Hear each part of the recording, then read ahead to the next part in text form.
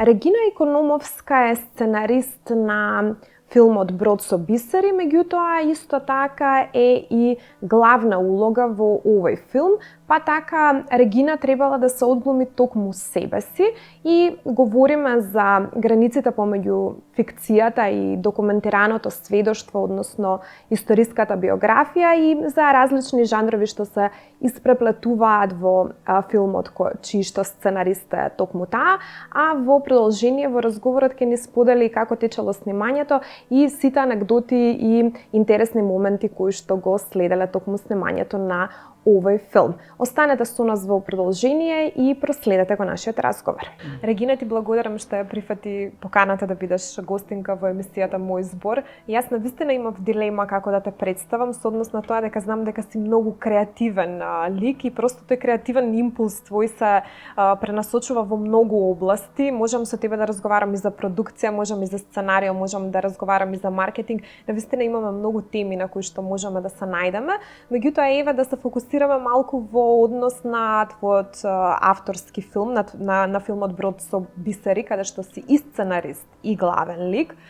И тоа што можеби на прва изгледа како интересно или интригантно да се праша, да се постави како прашање, кога си сценарист и се пишуваш себе како лик, која е твоето доживување, дали сегментираш, како филтрираш што треба да излезе од продуцентот, како творец во ликот, и обратно, колку ликот го, да кажем, го прима и го перципира самиот продуцент, самиот сценарист. Таа спрега малку да ни ја објасниш кога ќе се најде еден творец во таква позиција, како се доживува просто. Магдалена, прво ти благодарам за поканата. Навистина е задоволство да се биде твој гостин. Исто така и чест, бидејќи навистина се ретки овие културни рубрики каде што културата е во фокус и може на разни теми да се дискутира, а све повеќе и повеќе недостасуваат такви теми. Така да мислам дека ќе уживам во твоите прашања. И првото навистина е интригантно, бидејќи во филмот Брод со бисери, кој што јас го донесов како модел од Јапонија, станува збор за авантуристичка доку-драма, хибридна форма од документарен и игран, за да се постигне поголема комерцијализација, односно да допре до поширока публика, за да во продукт плейсментот, односно местото за маркетинг во филмот, ги изрекламираме малку повеќе домашните производи, а и дестинациите во Македонија кои што се навистина интересни, енигматични и ги представуваме понекогаш како дел од една екзотична целина или дестинација. Така да предизвикот беше тој. Сега јас по вокација, сум книжевник, имам дипломирана општа и компаративна книжевност, љубител на книгата, научна насока и почнувам да се градам низ годините како патеписец, сценарист и водител воедно. Со тоа што 15 години работев како профилиран документарист на ТВ документарни емисии, односно позади мене стојат неколку 4-5 серијали.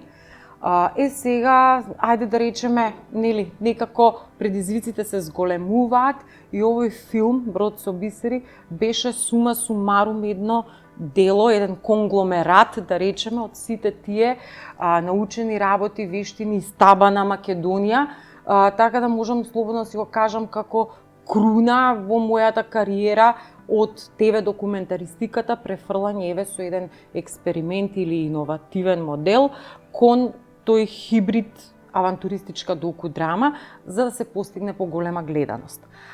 Кога јас го пишував тоа сценарио, беше интересно, бидејќи иако имам направено доста серијали и многу емисии, некако ми беше малку народски, ќе се изразам, шубе самата себе си да се отсликам, да пишувам за себе си и јас да бидам главниот лик.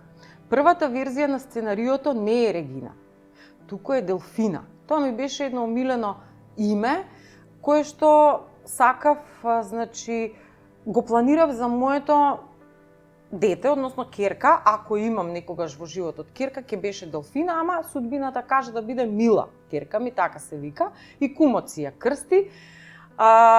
Но Делфина беше ликот, еве моето омилено име, со резерва, ставено, без разлика што јас сум патеписецот или главната личност би била простор за некој да ме глуми мене.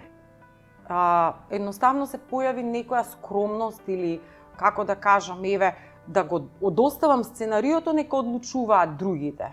Режисерот, продуцентот, тие што треба да одлучат кој да биде главниот лик. Тргнавме од идејата што треба да постигнеме, бидејќи сите во таа авантуристичка документарна, во таа авантуристичка доку-драма се реални ликови. Природно беше и јас да бидам реалниот лик. Така Делфина спонтано стана во втората верзија од сценариото и втората апликација Регина. И сега јас требаше да се глумам самата себе си. Фактички сите се глумиме и не се глумиме самите себе си, зашто сме реални ликови. Си ја работиме работата пред камера. Так. Ама интригата, значи во таа, како да ви кажам, пресликана работа од филмот на терен, бидејќи јас пишувам книга во филмот. Ги собирам бисерите. Од место до место патувам и бележам, правам една книга.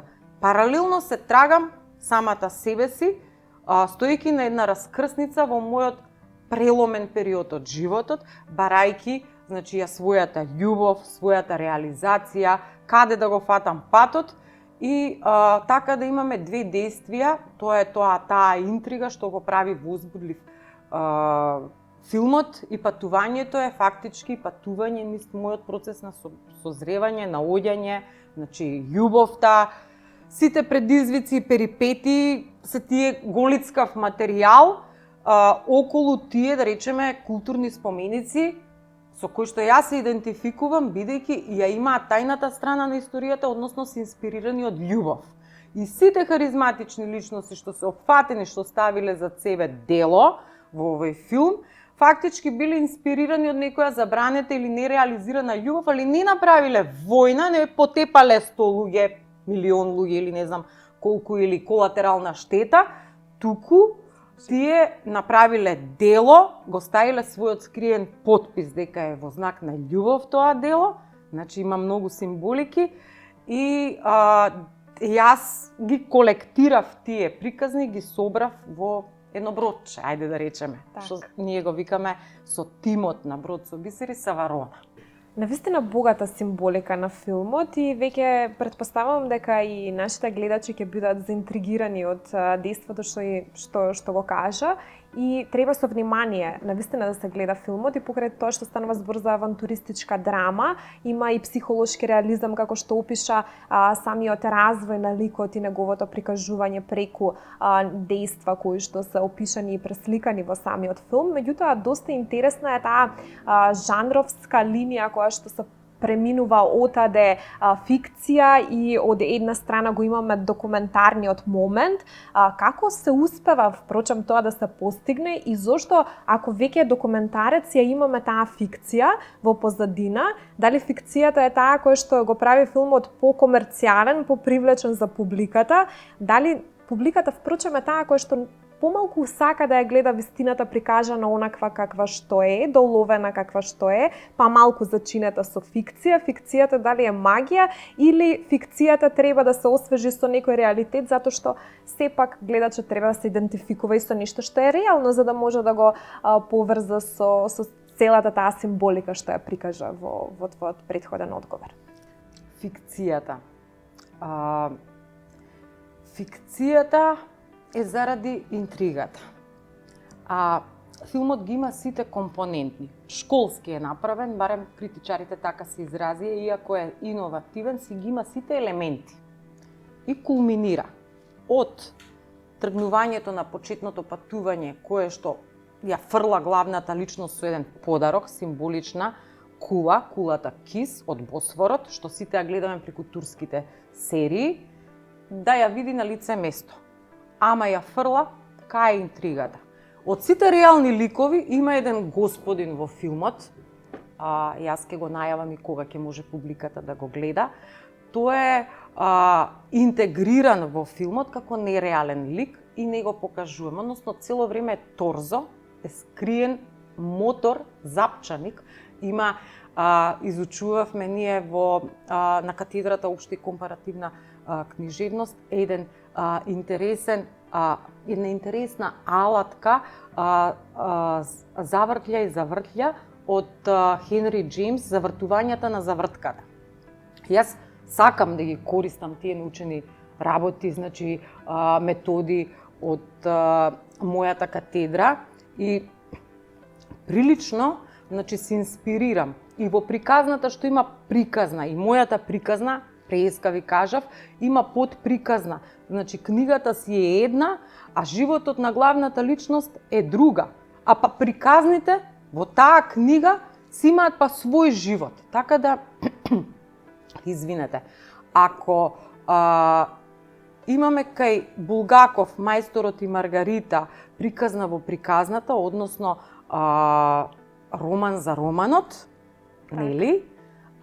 Тогаш во Брод со бисери имаме сценарио за сценариото или книга за книгата. Таа книга, односно ова сценарио, кој ќе го изгледате до крајот од филмот, може навистина да прерасне во книга. Сега фикцијата е заради динамиката, заради пресвртниците, има еден елемент изненадување, факторот на изненадување, кој што навистина без разлика дали се работи за креативна творба, поетско дело, прозаистично дело, филм, музика, песна, изненадувањето е тоа кое што едноставно ви се допаѓа. Така. Некако или ви го скренува вниманието. И такви изненадувања ние, значи, ги дозиравме со елементот фикција, затоа е хибриден. Но, ајде да речеме, со нашиот другарски јазик, бидејќи сите сме реални ликови, сите сме професионалци во областа и ниту еден од нас не е актер, на нашкиот јазик ние глуматавме, бидејќи навистина бевме ставени во еден предизвик да се одглумиме. Така. Фикцијата го налагаше тоа малку да припазиме и во представувањето. Навистина беше за мене тешко, бидејќи ние немавме време да го пробуваме тоа многу пати. Теренската реализација на еден филм со многу дестинации, со многу точки, бара од вас да се бркате со времето и со околностите. Така да, едно символично за Едисонце, кое што беше многу клучно во една од сцените во филмот, затоа што требаше да испрати порака, буквално на Босфорот, заради тоа што ја раскажувавме приказната за Мимар Синан и Михримах, и подписот во знак на љубов во нејзиното име, кое што значи рамноденица, со изградбата на двете џамии во знак на нејзина љубов, едната на едно место, другата на друго место, а истовремено се гледаат и сонцето и месечината на тој ден во рамноденица.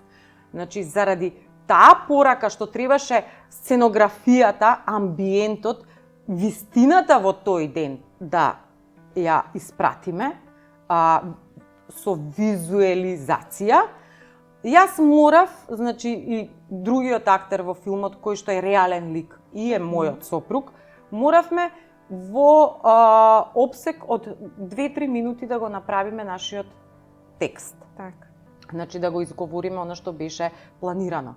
Со тоа што требаше точно да стигнеме до самото за Едисонце со последната сцена и со последната конверзација.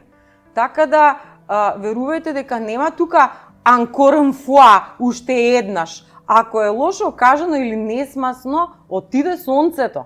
Значи, како да ви кажам,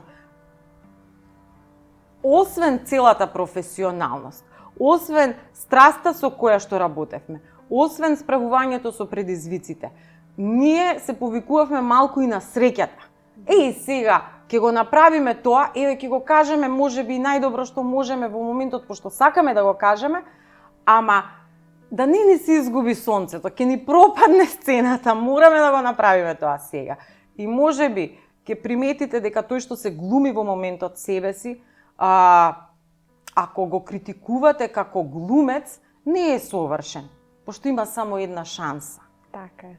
Да, јас и кога го гледав трейлерот за филмот, забележав дека е доста специфичен, има своји специфики. Меѓутоа, она што исто така е доста интересно е тој однос помеѓу сценарист и режисер во приказната која што ни ја раскажа. Ти си сценаристот. Како се поделени авторските улоги, авторските карти, кога разговараат режисерот со сценаристот, дали режисерот треба да биде одговорен за доследно преносување на сите скриени пораки и символи кои што сака да ги испрати сценаристот, или ти даваш поголема, да речем, креативна слобода на самиот режисер, од друга страна ликот кој што исто така треба да ја толкува својата улога, а тоа си повторно ти како еден од ликовите во филмот, колкава слобода ти имаш, знаејќи дека сакаш да пренесеш конкретна порака, од друга страна се ограничени можности, како што оваа ни ја кажа претходно со бркање на равноденицата и сонцето, и практично тие филмски можности се скусани, па тука имаме многу елементи каде што можеме да дискутираме за слободата на толкувањето и на самата позиција, дали е на актерот или на режисерот или на сценаристот, и каде се создава таа креативна синергија помеѓу овие три позиции во филмот. На почетокот станува збор за едно филмско запознавање на тимот, на табиетите, на вкусовите, на стиловите. Така да, може би понатаму се случува и по некој сукоп на толку, месеци снимање и предизвици на теренското снимање, нервози, не оди све по планот, временска прогноза, сите тие ограничувања, дозволи за снимање, испратена делегација за да овозможи по 4 дозволи за локација, па има, па нема, па можеме, па не можеме да го реализираме. Но генерално на крајот се случува синергија. И тоа е одлично прашање. Навистина, на почетокот од мојата кариера, ајде би рекла, како патеписец, жена патеписец, и за првата емисија ќе ја земам за пример, додека стигнаме еве до Брод со бисери после 150 на емисии, таа беше за матка. И моето пионерче, првенче. Тогаш работев во АБ канал и ми го доверија серијалот Чудесна земја.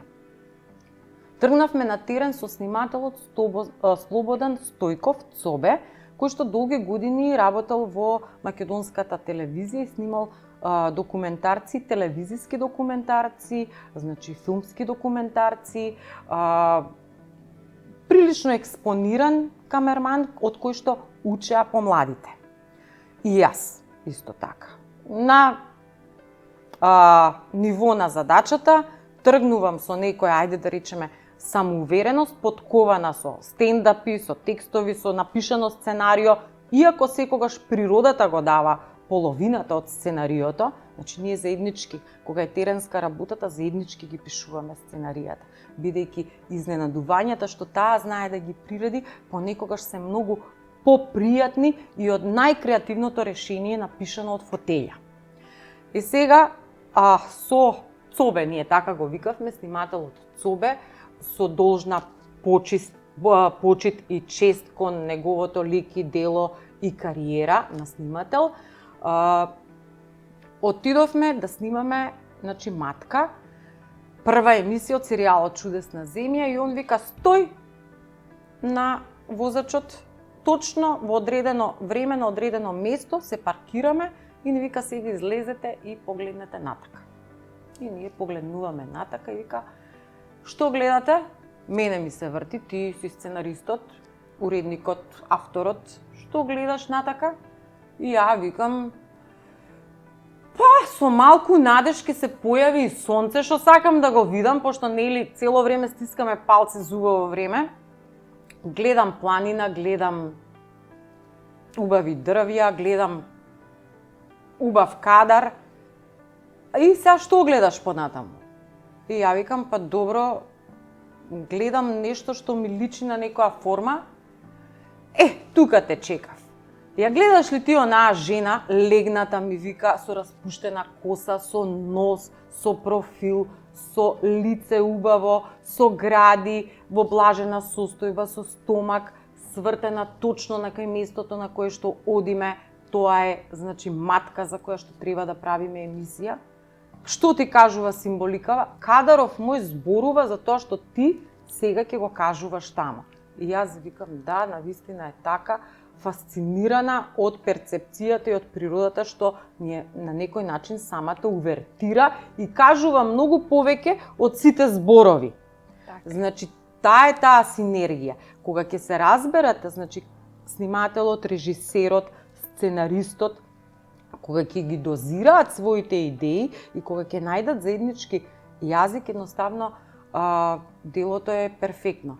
Сега, по известни години се среќаваме значи, за предизвикот Брод со бисери, авантуристичка доку-драма, прво со Александар Русјаков, тој требаше да биде режисер во првата, ајде да речеме, визија за филмот, но беше преоптеретен со други проекти, па, значи, некако името Александар во тој филм е, не знам, предиспонирано за режисер.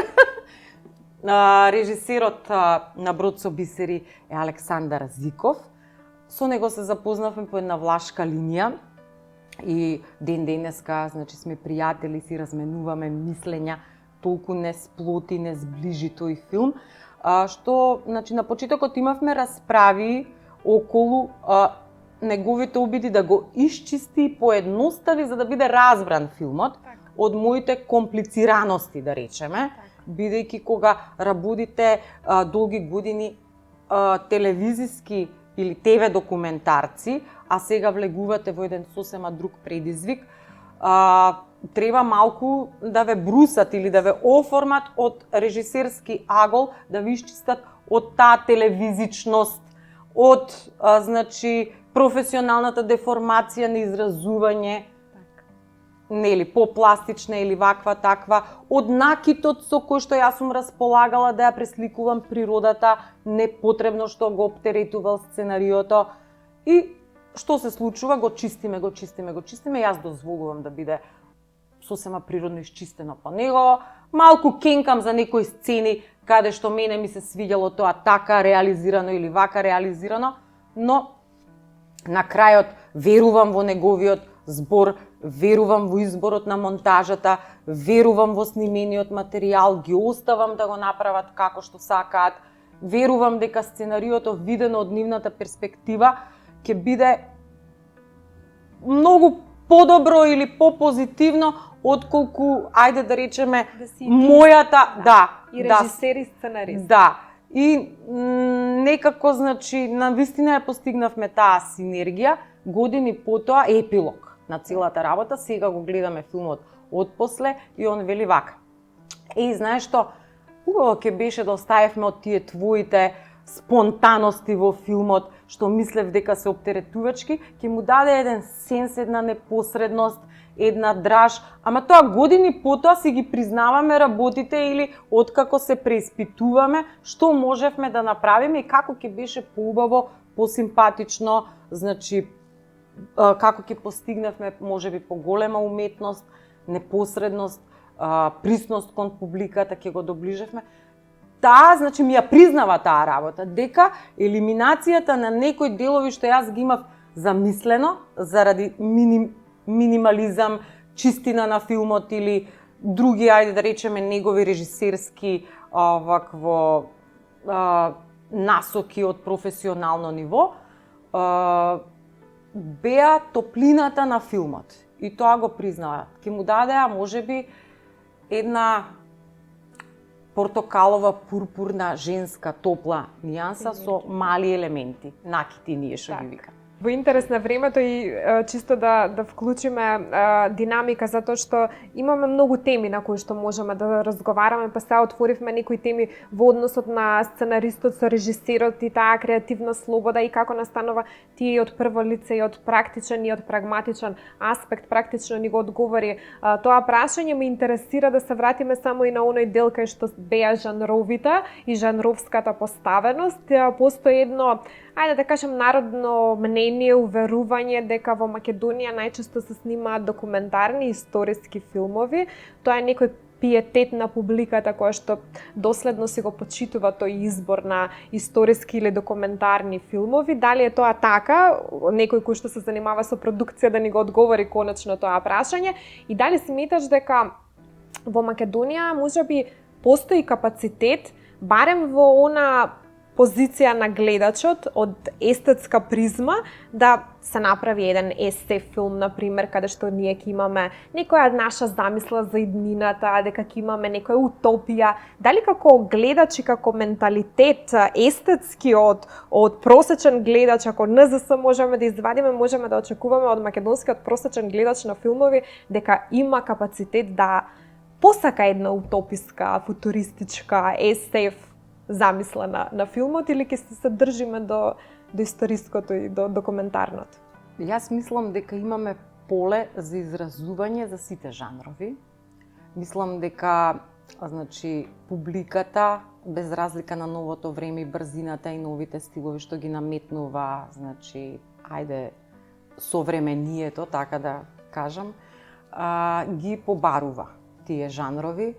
Веќе се модифицираат многу работи и професиите, музиката се плива во нови правци, така да хибридизирањето на документарниот филм во авантуристичка докудрама, со фикција, веќе е во пракса, се пробуваат многу начини, имаме иновации, постојат документарни филмови кои што, ајде да речеме, треба да си го најдат патот со поголема дистрибуција, ограничена е публиката, иако, например, производството можеби постои, велиме никој не ги видел затоа што се во фиока или не се толку популарни или одат по фестивали, па не секој следи фестивали, филмски фестивали или може да ја фати таа динамика, сака да ги види во киносалите ги нема.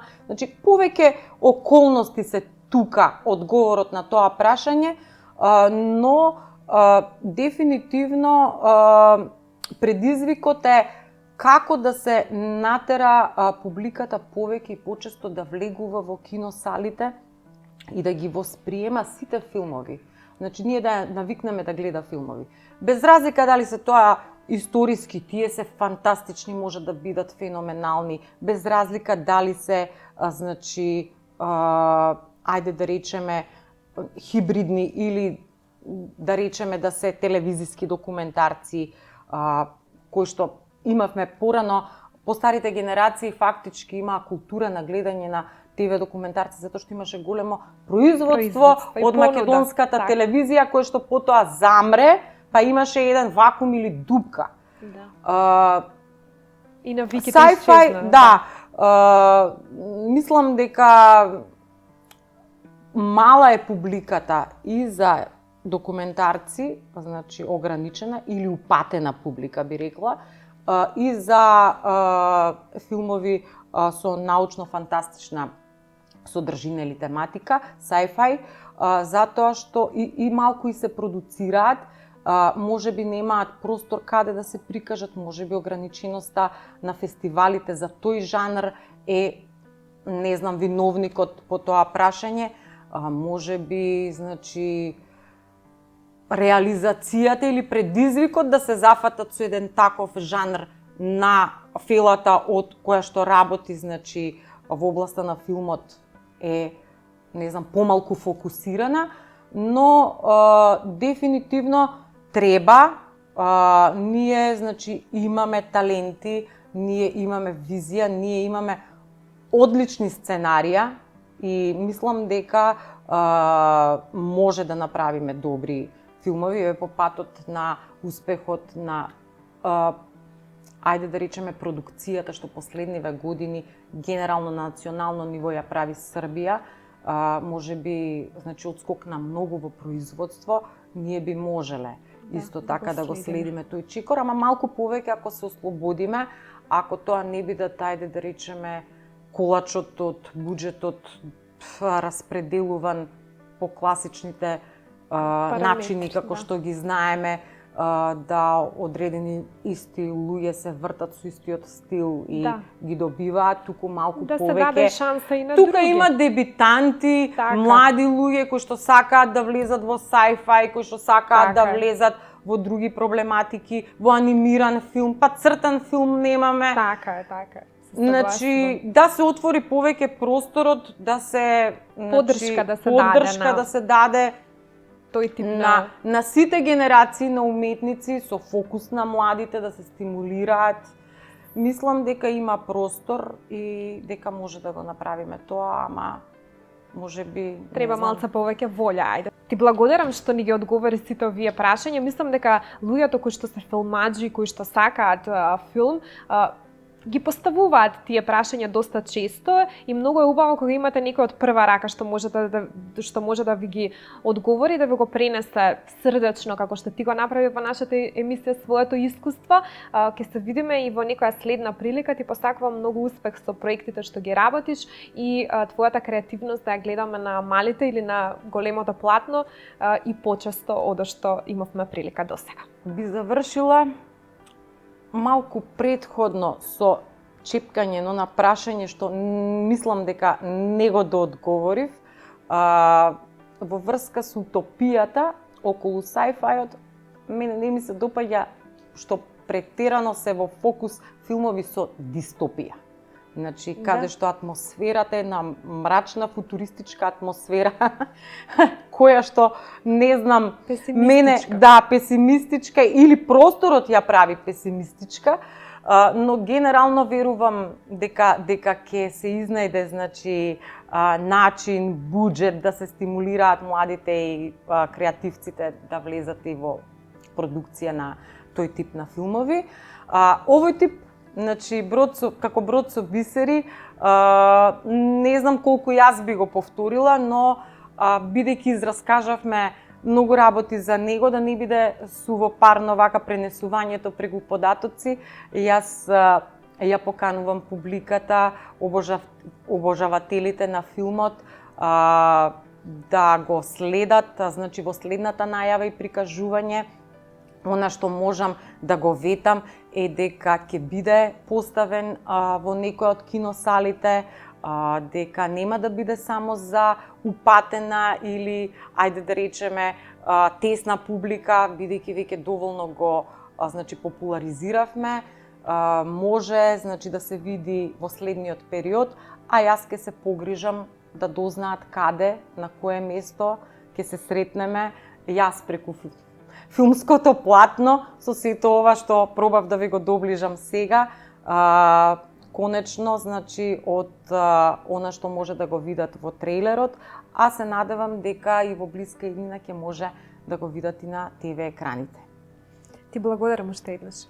Да се биде автор е навистина многу комплексна, креативна задача која што може да се разлее на повеќе полиња, па така во исто време кога сте и сценарист и главен актер во филмот, тогаш имате двојна улога, не само да го презентирате сопствениот живот, туку и исто така да го одиграте сопствениот живот во некоја друга временска одсечка и сето тоа е дел од едно уметничко творештво кое што останува забележано во конкретниот случај во филмот. Вие го следавте денешниот разговор со Регина Икономовска, а ние се гледаме веќе следната недела со нови теми и нови гости.